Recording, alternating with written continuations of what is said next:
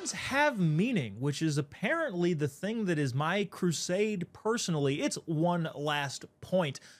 A lot of this has been made about Antifa. What Antifa is. What, did you know? It stands for anti-fascist. Therefore, it's the best thing in the world, says a bunch of libs. I want to play you this clip from some dude. I don't even know who this guy is, but it's been floating around the internet and probably should get some attention from us, the sane people, as we continue to fight for the language each and every day in this country, because language is the culture. And I believe Pope John Paul II said that.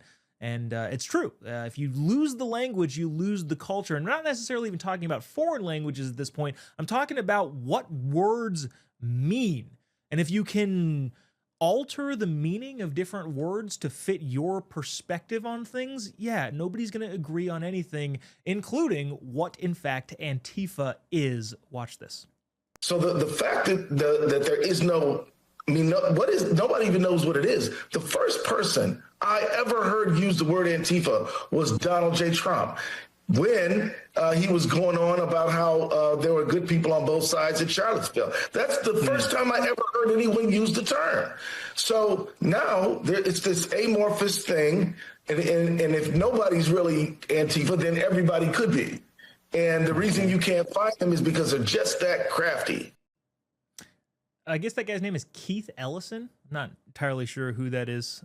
It seems like a blowhard that goes on talk shows and talks about things. First time we heard Antifa was from President Trump, which doesn't appear to be true considering the fact that he was holding up a book that had Antifa in there. And by the way, too, when are we going to be done misquoting President Trump's good people on both sides? Because the thing is, well, I'm of two minds on this, because on one side, I think it's crazy that people are continuing to do that.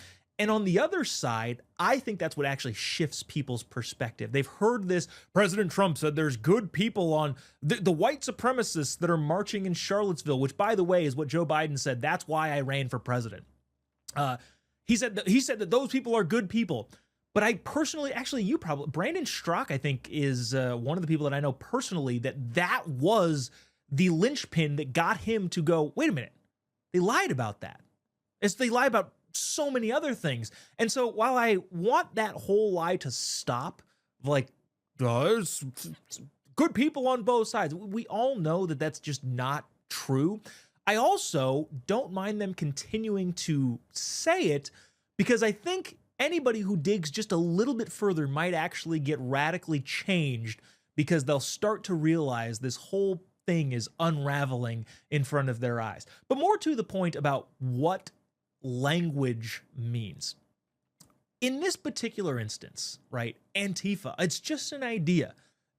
Producer Glenn, before we got on here, said, damn coordinated idea. Antifa is. It's got some pretty good coordination skills, this idea. Okay, first things first. Yes, Antifa stands for anti-fascist. The problem is, if someone is going to figure out what fits the definition of a fascist, it would be Antifa, right? Fascists are dictator-like individuals who don't allow dissent in any way, shape, or form. I don't know if you know this about conservatives. We famously let libs talk. That's one of my favorite things to do on this show. When Congresswoman Crockett gets in front of a microphone, I rejoice, because she's going to be heard. I don't agree with her on dang near anything, and I want her to talk. I made this joke several times about Charlie when we would tour these college campuses. They would see signs. We'd see signs about he's a fascist, and I'd say, "Oh, he's terrible at fascism." Do you guys know what fascism is? We're gonna, one, allow anybody here to talk regardless of what they think, and two, if you disagree, you get to go to the front of the line. That's textbook horrible fascism 101. Mussolini would watch a Charlie Kirk clip and go, what is this guy doing? I thought, why are people calling this guy a fascist? He's letting everybody else talk. That's like the last thing that we do in fascism. And interestingly enough, and I know this doesn't need to be said to you folks, if you stumbled onto this and you're watching this right now, chances are you already know this and agree with this. The people that are quote unquote anti-fascists are the ones who are trying to silence everybody. They're the ones with the heckler's veto at speeches. They don't want you to talk because your ideas might actually change some people's minds, which is textbook fascism, which gets to the main point that you can call anything something. And if people don't know what that thing is doing, what that organization, what that quote unquote idea is doing, they might actually get duped. Yeah, you can say Antifa stands for anti-fascist. Okay, well, I don't know, my cat is a dinosaur. And if you don't call, look, this is a dinosaur. I'm showing you this dinosaur right here and now. You might say, well, that's a cat.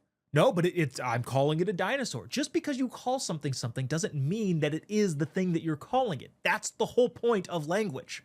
If we don't have congruency in our language, we effectively have a much bigger problem on our hands. But Antifa and the meaning of Antifa are one of the biggest linchpins that we have at the moment. The quote-unquote anti-fascists are the ones doing the fascism in so many cases, in so many times. And the more people that understand that, the better. Just because you call something something doesn't mean that it is that thing. There's probably a lot more to say on this, but I don't want to get on down in that rabbit hole. Maybe we'll have some discussions on this because I think it's a really interesting topic, especially with how big in the news Antifa is at the moment. Maybe we'll bring Saf Hernandez on to talk about it because she has physical experience with that idea. I think she's been yelled at by the idea, been tormented, harassed by the idea when she's been on the ground in these anti-fascist fascism protests. That'll do it. Thanks so much. Appreciate you taking the time. Subscribe to our YouTube channel if you haven't already. God bless America.